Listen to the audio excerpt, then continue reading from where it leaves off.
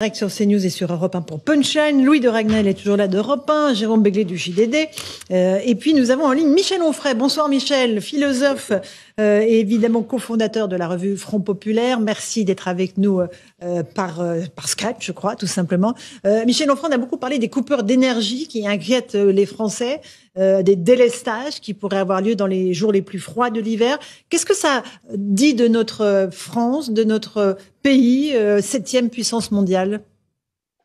Ça dit que c'est fini, la puissance de la France. Ça fait 30 ans qu'on nous rebat les oreilles avec l'Europe de Maastricht en nous disant que cette Europe, elle sera formidable, qu'on n'a plus besoin d'une souveraineté nationale, qu'on aura une souveraineté européenne, qu'on aura la fin du chômage, de la misère, de la pauvreté, qu'on n'aura plus de guerre. Et puis là, on voit que l'Europe est en guerre, qu'il y a des problèmes avec l'Ukraine, que nous avons quasiment des tickets de rationnement, qu'on nous invite à acheter des bougies, qu'on nous fait savoir que les enfants n'iront plus à l'école. On n'avait pas besoin de ça avec 2 années de Covid qui ont privé les enfants des classes primaires de l'école. On nous dit vous n'aurez plus besoin d'aller à l'école, les enfants, vous pourrez rester chez vos parents. Et tout ça est assez déplorable, c'est-à-dire qu'on nous a dit renoncez à votre souveraineté nationale au profit d'une souveraineté européenne. Nous avons renoncé à notre souveraineté nationale, il n'y a pas de souveraineté européenne et nous nous retrouvons à acheter des bougies et à faire face à des coupures de courant. D'accord. Louis de Ragnel avait une question à vous poser à propos des délestages, Michel. Oui. Qu'est-ce que vous inspire le fait que Paris n'est quasiment pas délestable? Donc symboliquement, au gouvernement, on nous explique que les délestages commenceront vraisemblablement par Paris. Et comme Paris n'est pas délestable, forcément, ça peut créer ce sentiment, c'est pas la première fois, du fait que Paris est privilégié, qu'on commence toujours par s'attaquer à la province. Par exemple, le reste de la France est délestable à hauteur de 62%. Donc on voit très bien comment ça va se passer. Les endroits où il y a le moins de densité seront les premiers impactés. Qu'est-ce que ça vous inspire? Donc on commencera sans doute mécaniquement par quelqu'un qui habite dans une maison reculée, par des petits villages. Qu'est-ce que ça dit aujourd'hui, ce plan du gouvernement, justement sur cet aspect-là? Ça dit que Macron rose tout et que c'est d'ailleurs à ça qu'on le reconnaît, c'est-à-dire que de manière extrêmement cynique, il nous fait savoir que Paris n'est pas la province et que à Paris on va vivre tranquillement, il y aura le chauffage, il y aura l'électricité, on pourra toujours rouler en trottinette électrique, en voiture électrique, pendant qu'on va demander aux gens de province qu'ils fassent eux des efforts. Ce sont des gens qui sont déjà interdits de rouler en voiture diesel, à qui on dit qu'ils ne peuvent pas accéder à Paris avec leur voiture. Moi je pensais qu'à Paris on commencerait par arrêter les trottinettes électriques, on commencerait par arrêter les scooters électriques, on commencerait par arrêter les voitures électriques, les bus électriques, enfin que Paris nous montrerait un petit peu l'exemple. Mais évidemment c'est comme ça que ça se passe depuis à peu près depuis Philippe le Bel. C'est-à-dire c'est Paris qui fait la loi, c'est Paris qui inflige la loi et qui nous dit vous allez morfler, vous, en province, nous, on va continuer à vivre tranquillement. Comme si les Gilets jaunes n'avaient jamais existé, en fait. Et ça peut les faire revenir, Michel Onfray, les Gilets jaunes? Ça peut provoquer l'étincelle? La colère qui a rendu possible les Gilets jaunes, elle est toujours là. Les pauvres Gilets jaunes, ils se sont fait voler leur révolte 2 mois plus tard par ce qu'on appelle aujourd'hui la NUPES. Tout ça a été instrumentalisé par Castaner, par Macron. Il fallait absolument radicaliser et laisser rentrer les radicaux dans les manifestations des Gilets jaunes qui ont quitté la province. Hélas, elles ont bien eu tort pour aller à Paris, où les attirer les partis politiques et les syndicats nationaux. Et cette colère, effectivement, on les en a privés, mais elle est toujours là.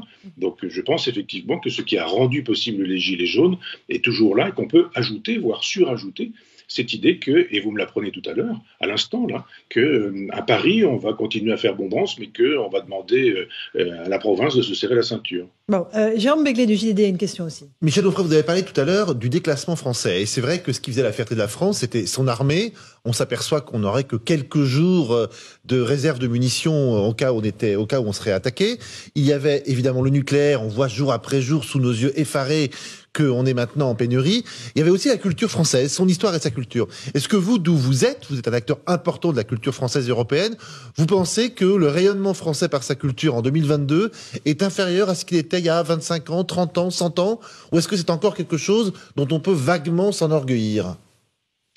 Écoutez, Jérôme, vous avez la culture qui vous permet de le savoir, et tout le monde sur ce plateau, mais souvenez-vous des obsèques de Victor Hugo, vous aviez, dit-on, 1 million de gens dans la rue. le nombre d'habitants n'était pas le même à l'époque de Victor Hugo qu'aujourd'hui, évidemment. Quel écrivain aujourd'hui serait accompagné par 1 million de gens à Paris, voire un peu plus d'1 million de gens? C'est terminé. C'est-à-dire qu'aujourd'hui, on célèbre des footballeurs, on célèbre des chanteurs, des rappeurs, on célèbre des gens du showbiz, des gens de la télévision, mais pas des écrivains. On fait semblant, quand Jean d'Ormesson meurt, on met un petit crayon à papier qu'on tient avec un scotch sur son cercueil, et puis on fait une espèce de discours qui a été écrit par la plume du président, mais plus personne n'y croit. On fait semblant. Non, nous sommes déclassés en tout. Notre littérature ne fait plus la loi comme elle le faisait jadis. C'est-à-dire le roman américain, par exemple, prenait modèle sur le roman, sinon français, du moins européen. Aujourd'hui, c'est très exactement l'inverse. Et le déclassement, il est général et généralisé, bien sûr. Moi, je peux dire que je publie depuis 1988-89, et on sait très bien aujourd'hui, et j'en parlais avec mon ami Denis Mola, qui est libraire à Bordeaux il y a quelque temps, que le livre s'effondre. C'est-à-dire on vend beaucoup moins de livres, il y a beaucoup moins de lecteurs, et si on dit aujourd'hui du livre qu'il se porte bien, c'est parce qu'on ajoute les mangas, les bandes dessinées, les livres sur les chiens, les chats, les fleurs, les livres de développement personnel, les livres de coloriage pour adultes, enfin toutes ces choses dont on dit qu'il s'agit de livres. Dans ces cas-là, on dit bah oui, ça se passe bien pour le papier, mais ça ne se passe pas bien pour le livre. On lit de moins en moins, il y a de moins en moins de lecteurs, et on a fabriqué à l'école des générations d'incultes qui sont incapables de se concentrer plus de quelques minutes. Donc c'est pas en se concentrant 2 ou 3 minutes qu'on va pouvoir lire Marcel Proust. D'un côté, on fait semblant de célébrer Marcel Proust aujourd'hui parce qu'il y a un anniversaire, mais qui est aujourd'hui capable de lire La Recherche du temps perdu intégralement en sortant des classes terminales de nos jours? Louis de Ragnel.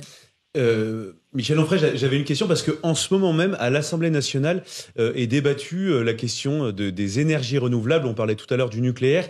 Et dans cette loi, il y a un article, l'article 4, qui prévoit une raison impérative d'intérêt public majeur et qui permet d'imposer, si cet article est adopté, permet d'imposer aux communes la construction d'éoliennes sans concertation possible des habitants.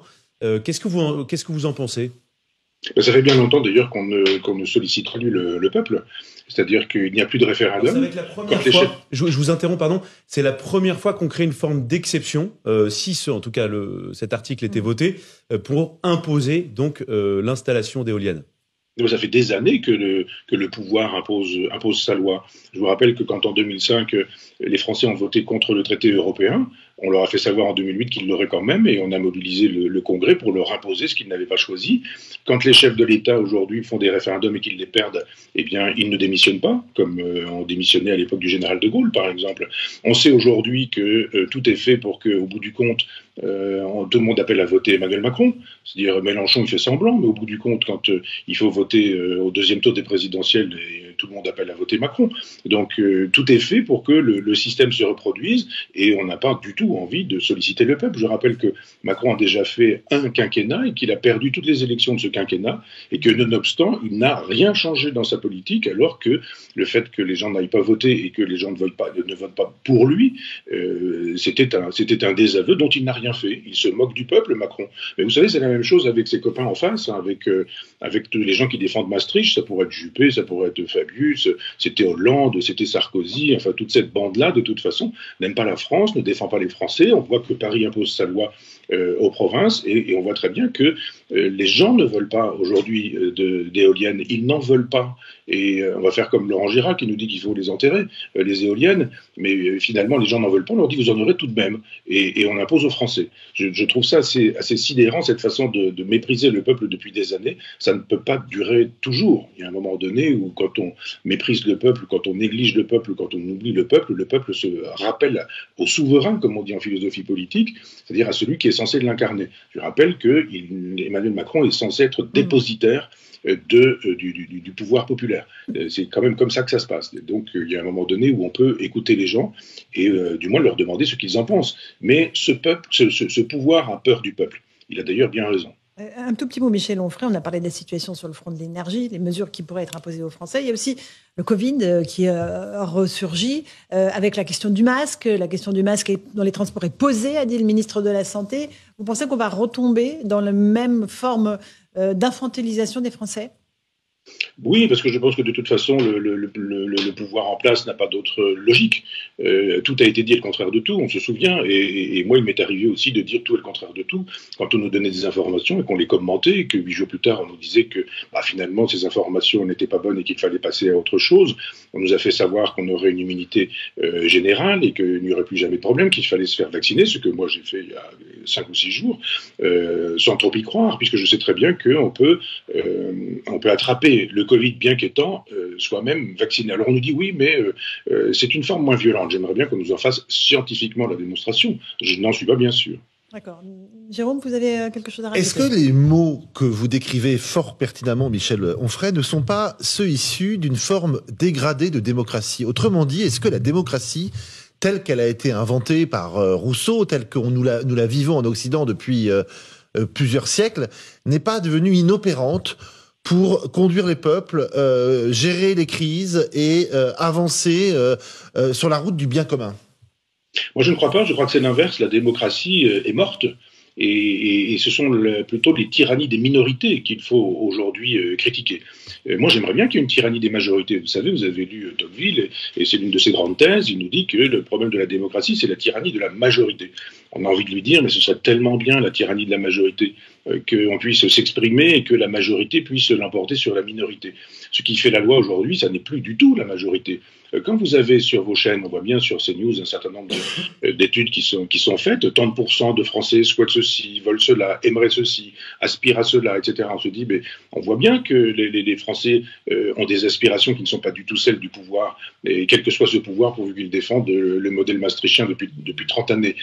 Moi, je suis au contraire pour que la démocratie revienne. Je pense que la démocratie est partie. Je rappelle que la démocratie, c'est tout bêtement, moi j'apprenais ça à mes élèves en classe terminale, c'est le pouvoir du peuple, par le peuple, pour le peuple. Où est aujourd'hui le pouvoir du peuple ? Normalement, c'est le peuple avec une démocratie directe ou le peuple avec une démocratie indirecte, c'est-à-dire avec des représentants. Les représentants ne représentent plus aujourd'hui. Et même quand on change la sociologie de l'Assemblée nationale, regardez le chef de l'État qui nous fait savoir que la NUPES, on en pense ce qu'on veut, mais le Rassemblement national, on en pense ce qu'on veut également, ne font pas partie du fameux arc républicain. Donc on fait comme s'ils n'existaient pas. Et j'ai même entendu aujourd'hui Emmanuel Macron nous faire savoir qu'il y avait aujourd'hui encore des nostalgiques de la collaboration avec le nazisme. Alors justement, je voudrais qu'on l'écoute, Michel Onfray. Emmanuel Macron était cet après-midi au camp des Milles, tout près d'Aix-en-Provence. Écoutez ce qu'il a dit avec effectivement cette allusion à l'histoire. Le régime de la collaboration continue, malgré tout, de recruter des adorateurs et il dispose toujours d'héritiers. Sachons ouvrir les yeux sur la montée de la xénophobie et de l'antisémitisme. Tendons l'oreille aux résurgences du racisme. Ne soyons jamais dupes des habits neufs que les mêmes idéologies de division adoptent pour nous leurrer. Voilà pour ce qu'a dit Emmanuel Macron. Ça s'adresse à Éric Zemmour. Mais il est inculte, quoi. La question est-il inculte, ce monsieur ? Pourquoi ? Il faut arrêter de nous laisser croire qu'il est cultivé, il aime la littérature, il donne des entretiens à la NRF, qu'il a été l'assistant de Paul Ricoeur. Où sont aujourd'hui les collaborateurs ? Enfin, je rappelle quand même que les collaborateurs étaient les collaborateurs d'un régime nazi, du régime de Pétain qui collaborait avec les nazis, qu'il y avait des rafles qui étaient organisées pour envoyer des gens dans des camps de la mort avec des trains plombés. Enfin, où sont les gens aujourd'hui dont le programme politique consiste à rafler les enfants juifs, à rafler les juifs et les enfants, à les mettre dans des camps, à les coller dans des trains pour les envoyer dans des camps de la mort avec des chambres à gaz. Mais enfin, il faut raison garder. C'est quand même insupportable, cet homme qui a instrumentalisé déjà Oradour-sur-Glane, qui a instrumentalisé le mémorial de la Shoah, qui instrumentalise aujourd'hui la collaboration. Moi, je ferais partie de la communauté juive, je ne serais pas très heureux ou très content qu'on utilise la mémoire des 6 millions de juifs de manière aussi légère, aussi facile, pour des raisons totalement électoralistes. Enfin, on peut reprocher tout ce qu'on veut à Éric Zemmour, mais il n'a jamais fait l'éloge de Rebatté, de Brasillac, de Drieux-La Rochelle, de la collaboration. Enfin, la collaboration avec quel ennemi d'ailleurs ? Il n'y a que Poutine et Macron aujourd'hui pour dire des sottises pareilles. Poutine qui nous fait savoir qu'il y a des nazis en Ukraine et lui qui nous fait savoir aujourd'hui qu'il y aura des collaborationnistes en France avec quel régime nazi ? Enfin, il faut raison garder, ça n'est pas acceptable de la part d'un chef de l'État. Une dernière question qui porte sur le champ politique avec le Dragnel. Je voulais aussi vous poser la question, peut-être de manière plus large. Vous qui essayez de prendre du temps, justement, vous déploriez le fait que plus personne n'a le temps de lire. Vous pensez comment est-ce qu'on décrira dans un siècle ce qu'on est en train de vivre aujourd'hui? On vient de parler de la crise sanitaire, crise énergétique. Il y a effectivement une histoire de France qui parfois est revisitée avec plein de choses qui sont remises en question. Comment on décrira notre époque? Tout simplement comme une époque d'effondrement de la civilisation. Je pense que la France était en tête de l'Europe à une époque, elle donnait le ton culturel. Je rappelle que pendant très longtemps, la langue de la diplomatie, c'était la langue française. Aujourd'hui, c'est même plus la langue de la diplomatie, c'est l'anglais qui est la langue générale ou généralisée. On en parlera comme on parle aujourd'hui de la chute de l'Empire romain. Donc il y aura des sermons sur la décadence comme ceux de Saint-Augustin qu'on lira en disant, bah oui, il y avait à l'époque un certain nombre d'individus qui avaient vu juste. Et on parlera de tel ou tel. C'est pas à moi de donner des noms. Ceci dit, je peux donner le nom de Michel Houellebecq en disant, ben, regardez, voilà quelqu'un qui, par exemple, à l'époque, voyait ce qu'il y avait à voir. Tout s'effondre quand un chef de l'État est capable de manier la contre-vérité de manière aussi légère et que personne ne trouve ça inadmissible. Bah, tout est possible. On peut tout faire, on peut tout dire. Je suis en train de finir un livre qui s'appelle La Nef des Fous et qui est une espèce de répertoire d'agenda de toutes les sottises wokistes, cancel culture ou toutes les imbécilités d'une année. Là, je me dis effectivement que c'est une chronique d'un effondrement de la France, mais de l'Europe et d'un certain type de civilisation. La civilisation européenne, c'est terminé. Je crois que c'est fini. Petite question rapide, Michel Onfray. Dans l'histoire, une décadence, c'est un chemin sans retour. On le voit avec les Mayas, les Aztèques, les Romains, les Égyptiens, Venise, plus près de nous. Est-ce que vous pensez que la décadence à laquelle nous assistons, et elle est réelle, puisse être endiguée? Au contraire, on est sur un toboggan sans fin. Vous savez, je suis lecteur de Hegel et d'un certain nombre d'autres philosophes de l'histoire, de penseurs de l'histoire. Je pense que chaque civilisation fait son temps puis qu'elle disparaît. Tout le monde en est convaincu aujourd'hui. Plus personne ne pense qu'on doit réfléchir comme à l'époque des grottes préhistoriques ou comme à l'époque des pyramides, du Parthénon, du Forum romain. C'est-à-dire toutes ces civilisations ont existé. Il y a eu Assur, Sumer, Babylone. Tout ça a disparu, et puis d'autres civilisations prennent la suite. Donc il y a eu les Grecs, puis les Romains, et les Gréco-Romains ont rendu possible les Judéo-chrétiens. Donc il y a une espèce de tuilage. Une partie de notre Europe est constituée de l'héritage grec et de l'héritage romain. La civilisation à venir, elle se fait aujourd'hui aux États-Unis, et très précisément sur la côte ouest, en Californie, avec des gens comme Elon Musk et avec les gens des GAFAM. Donc la civilisation, elle se jouera là-bas. La cancel culture aujourd'hui en France, elle nettoie le terrain, c'est-à-dire elle balaye, elle détruit en disant on passe tout à fait à autre chose. Elon Musk récemment a présenté Optimus, qui est un robot sur lequel il travaille. Tous ces gens travaillent à l'intelligence artificielle. Enfin, la prochaine civilisation, elle est là. Nous allons laisser notre place. La civilisation européenne aura duré 1000 ans, c'est le temps que dure une civilisation.